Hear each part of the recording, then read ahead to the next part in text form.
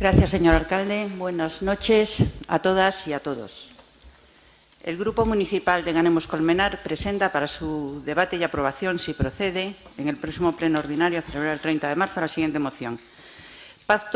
Para un pacto educativo consensuado con la comunidad educativa.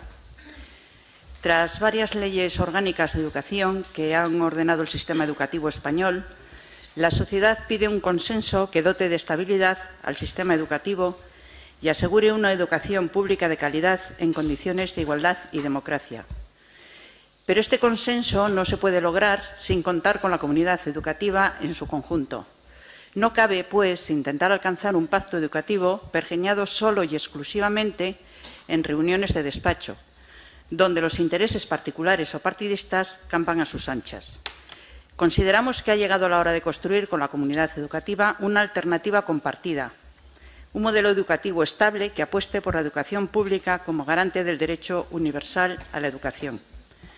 Un modelo que no discrimine ni segregue por razones económicas, sociales, de género, que sea compensador de las desigualdades.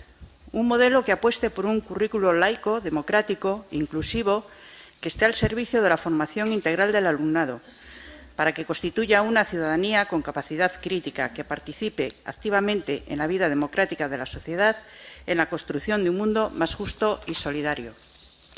Amplios sectores de la comunidad educativa llevan 2 años trabajando intensamente, desde abril de 2015, para elaborar colectivamente un acuerdo social y político surgido de la propia comunidad educativa, junto con partidos políticos, sindicatos, organizaciones y movimientos sociales, con el objetivo de proponer conjuntamente una alternativa compartida que sirva de base para una nueva ley educativa y que pueda dar estabilidad, calidad y equidad al sistema educativo por generaciones.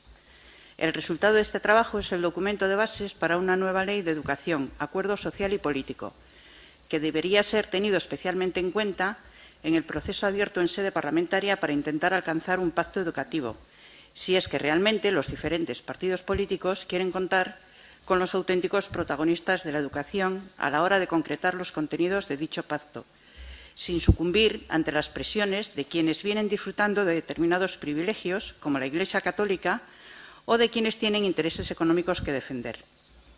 Este documento de bases ha sido elaborado conjuntamente y apoyado por colectivos sociales como Armesti Educación, Asociación de Mestres Group de Treball para la Infancia, Asamblea Marea Verde de Madrid, Colectivo Infancia, Foro de Sevilla y un largo etcétera, pasando también por sindicatos y partidos políticos, como, por ejemplo, el Partido Socialista Obrero Español, Izquierda Unida, Podemos y Esquerra Republicana de Cataluña.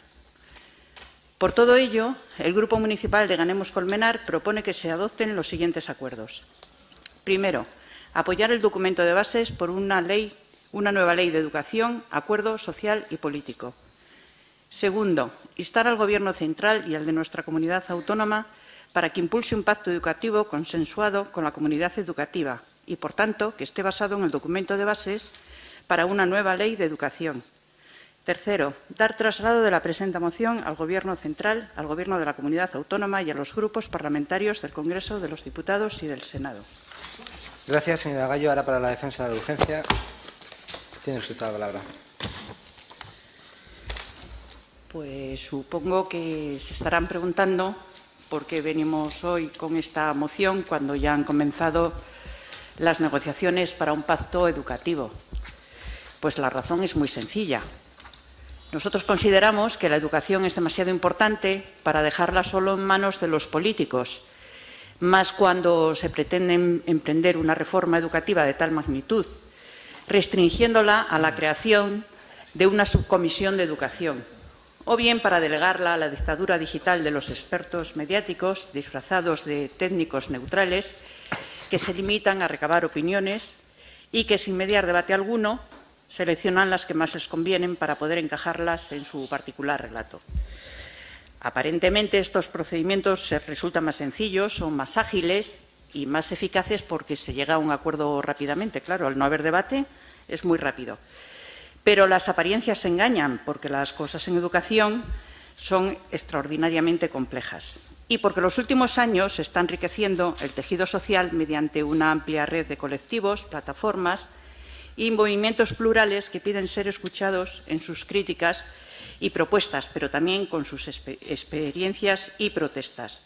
No queremos dejar el futuro de la educación en España en manos de personajes como Luis Garicano, que se permite, en su calidad de experto, opinar lo siguiente, y esto es copiado textualmente de un artículo que le escribió, que dijo: «Nuestra sociedad, como tribu que es, tiene sus ritos.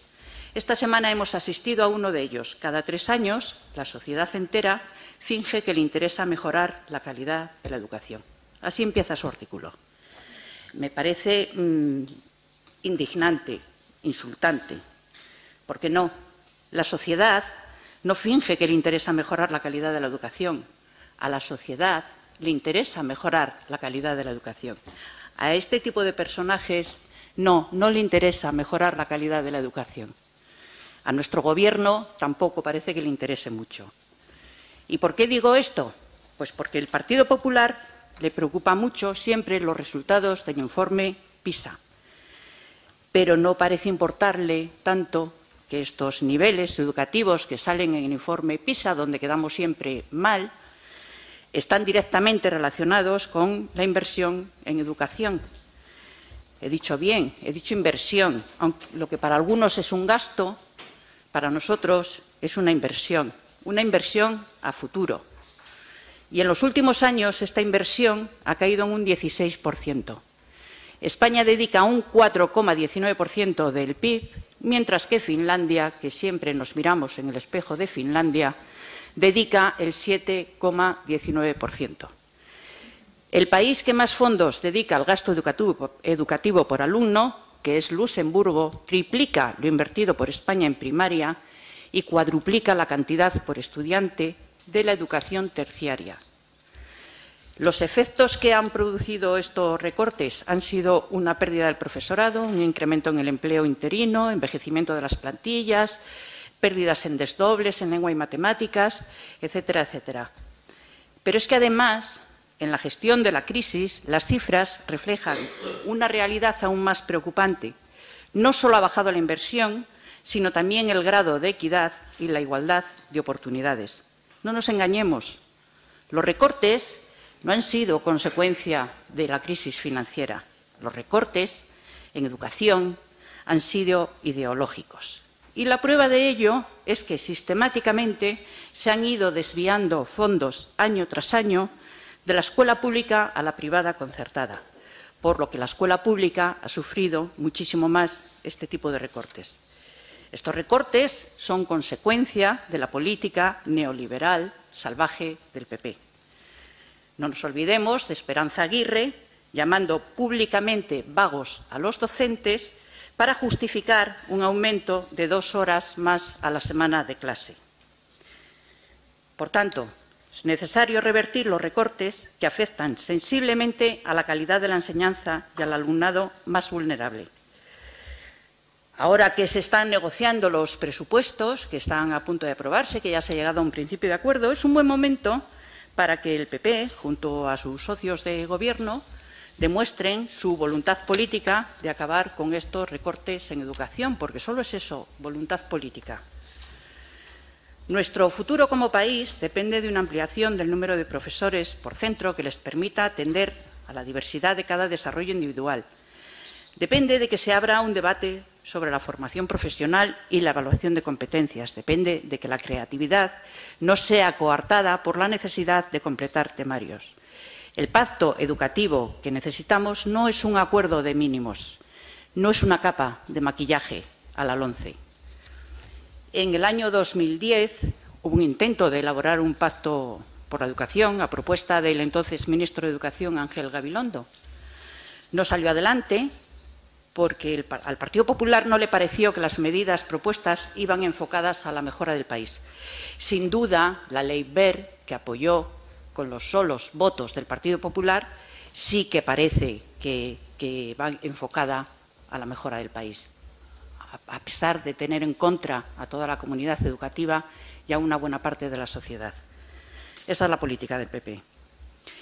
Hoy sí es necesaria una ley de amplio consenso democrático. Hay que buscar la más alta implicación de todos los actores sociales y educativos, profesorado y alumnado de los diversos niveles, profesionales de la orientación, de la educación social y de otros ámbitos de intervención, personal no docente, madres, padres y otros familiares, técnicos municipales, de entidades y ONGs, sindicatos, colectivos de renovación pedagógica, plataformas, mareas y movimientos sociales.